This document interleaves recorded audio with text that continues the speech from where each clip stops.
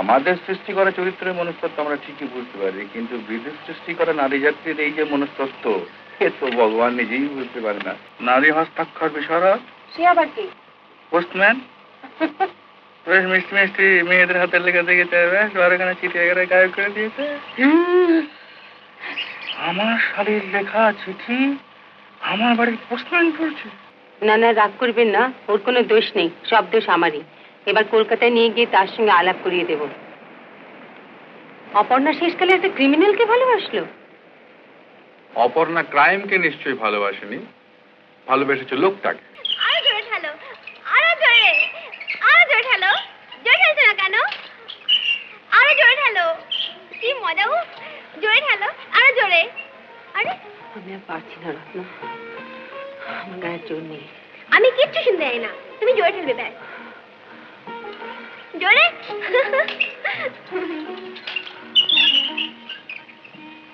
আরে ওই তো আপনি কেন হয়ে আসছে?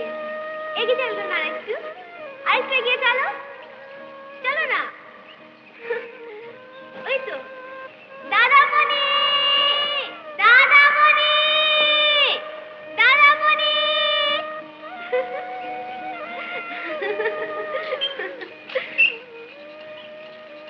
জানেন অমিতা, দিদিটা খুব ট্রেন হচ্ছে। বুঝতে পারছি। কাল বোধহয় বেচারা সারা রাত ঘুমই হয়নি। আমারও তাই মনে হয়। আর তো মজা দেখো অপু, আমি যতবার গাড়িটাকে ঠেলতে যাচ্ছি ও আমাকে অ্যালাও করছে না, আবার সুপর্ণাকেও ছাড়তে চাইছে না। আমি ঠিক বুঝতে পারছি না যে রত্না তার বৌদিকে ভালোবেসে এটা করছে না তার উপর টর্চার করছে। কিন্তু মশাই, আপনারা লেখকরা তো মনুষ্যত্ব খুব ভালো বোঝেন, তা আপনি বুঝতে পারছেন না কেন? আমাদের সৃষ্টি করা চরিত্রের মনস্তত্ব আমরা ঠিকই বুঝতে পারি, কিন্তু বিদেশ সৃষ্টি করা নারী জাতির এই যে মনস্তত্ব, এ তো ভগবান নিজেই বুঝতে পারে না। এই যে তুমি আমাকে কেন তো তাচ্ছিল্য করছো, আমি তাই বুঝতে পারছি না। ইস, আমি তাচ্ছিল্য করছি না, আপনি তাচ্ছিল্য করছেন। আপনার বিয়ের পরে আপনাকে আমি 12টা চিঠি দিতে, আপনি একটারও উত্তর দেননি। লিখলে উত্তর নিশ্চয়ই পেতে। কি, আমি মিথ্যে কথা বলছি? দিদি প্রত্যেকটা চিঠির উত্তর দিল আর আপনি চিঠি পেলেন না? কি বিশ্বাস করে আমি একটাও পাইনি। তার মানে? তাহলে ওই বেটা? সে আবার কি? ওই নারী হস্তাক্ষর বিশারদ। সে আবার কি?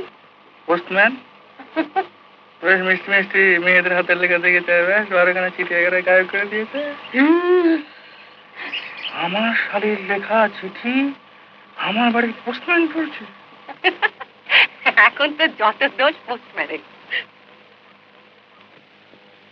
তোমার দোষও প্রমাণ করতে পারি। কিরকম? এই যে তখন থেকে বলছি যে চায়ের জন্য আমার গলা শুকিয়ে যাচ্ছে, তা তুমি আমাকে চা খাওয়ার বন্দোবস্ত না করে শরবত খাওয়ার বন্দোবস্ত করছো। এটার মনস্তত্ব কি জানো? তাচ্ছিল্য। আপনি ঘোড়ার ডিমে মনস্তত্ব বোঝেন। এই শরবতটা মোটেই আপনার জন্য করা হচ্ছে না, এটা করা হচ্ছে দিদির জন্য। ও বেচারা বোধ হয় চেয়ার ঠেলতে ঠেলতে ওর গলা শুকিয়ে গেছে। যাই গিয়ে দিয়ে আসছি।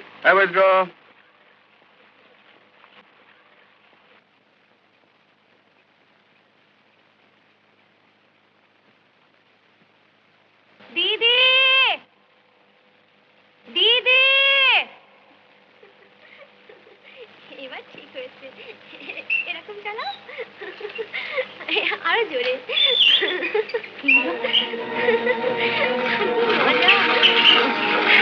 বৌদি, আমি পড়ে যাচ্ছি রে বৌদি। আমি পড়ে যাচ্ছি। দাদা বলি, আমার বাঁচাও। দিদি,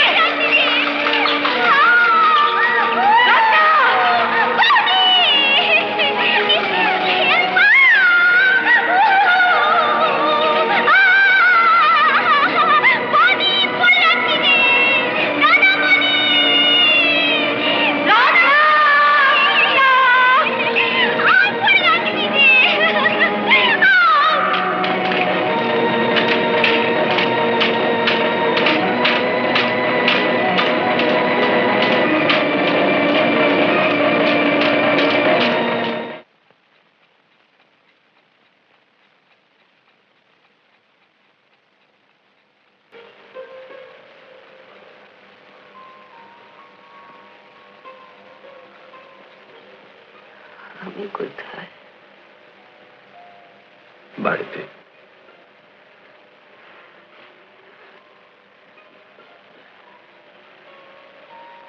রত্না,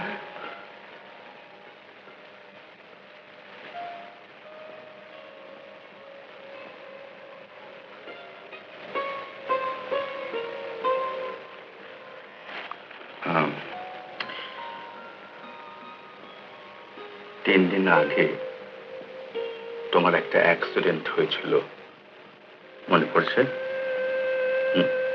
মনে পড়ছে? তারপর থেকে এই 3 দিন তোমার কোনো জ্ঞান ছিল না।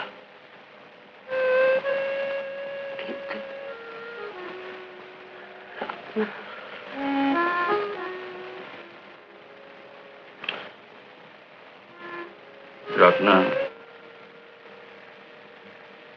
ওই দুর্ঘটনায় ওই অ্যাক্সিডেন্টে কি হয়েছে? রত্না মারা গেছে।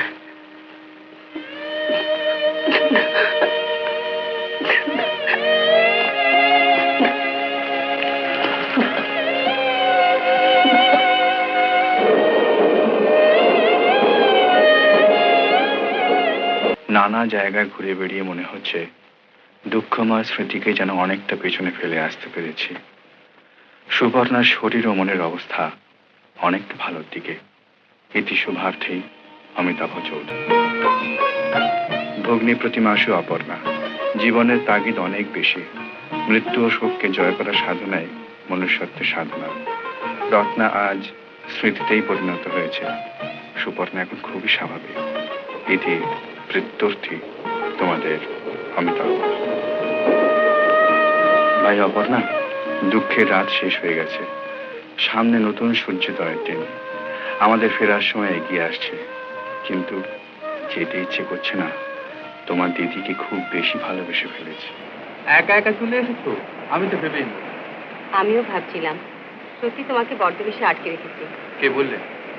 না মানে তোমার অফিসে ট্রাঙ্ক কল, টেলিফোন, এই কটা মাস ধরে। তোমার অসুখ ছিল সুপর্ণা? এখন তো আর নেই, এখন কেবল নিজের সুখের জন্য আটকে রাখ। মানে আবার নতুন করে হানিমুন বলছো? মানে আমি তো সেইভাবে অপর্ণাকে একটা চিঠি দিয়েছিলাম, তা সেও নিশ্চয়ই সেইভাবে তোমাকে একটা চিঠি দিয়েছে। পড়ে দেখো।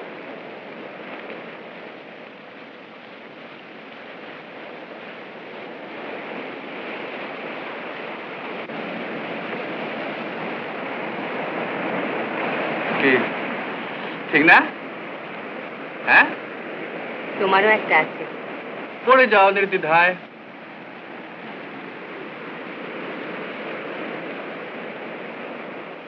উমাশয় জামাইবাবু, হানিমুন থামিয়ে এবার একবার ফিরে এসে যুগলে দেখা দিন, নইলে আপনাদের চেহারাটাই যে ভুলে যাব।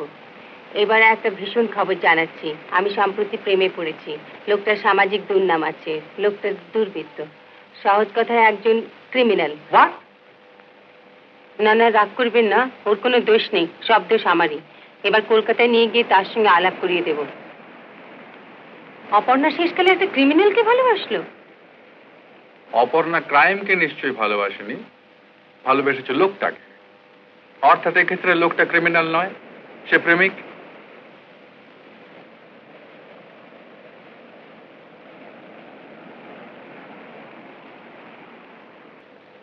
আরে সীতেশ বাবু, কি আশ্চর্য! হ্যাঁ, শেষ পর্যন্ত সুপর্ণা দেব রায়কে এখানে দেখবো এ তো আমি আশাই করতে পারিনি।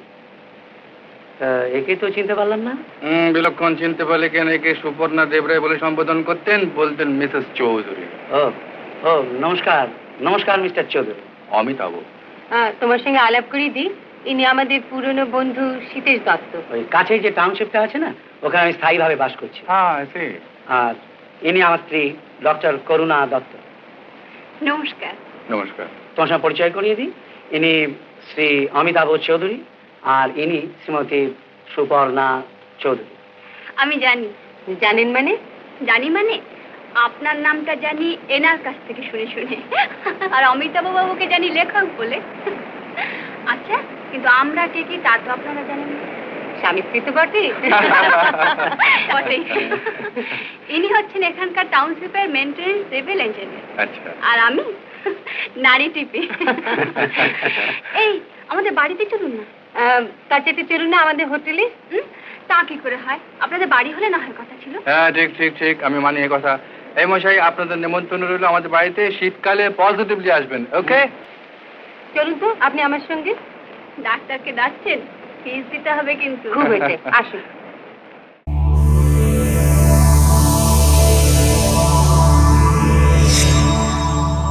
উত্তম কুমারের সেরা সিনেমা দেখতে হলে ডাউনলোড করুন ক্লিক অ্যাপ।